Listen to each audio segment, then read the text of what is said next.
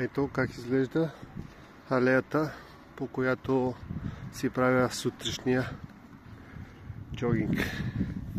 Тичам покрай реката. Тук има място, където да поседне човек и надолу продължава.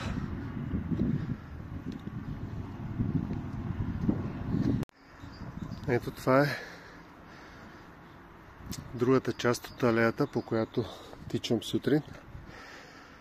Това, което трябва да знаете за Германия, че има обозначения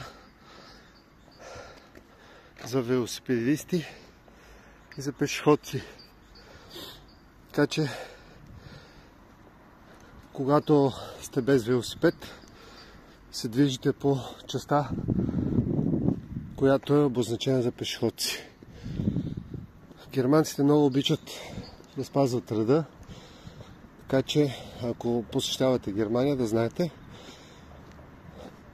навсякъде си има маркирано къде могат да се движат велосипедисти и там е забранено за пешеходци.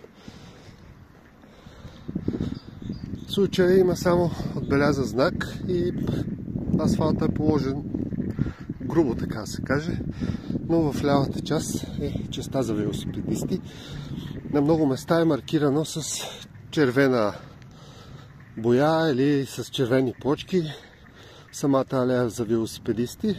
Но това, което трябва да знаете, е, че не трябва да ходите, когато сте пеша по алеята за велосипедисти, да си търсите където е за пешеходци.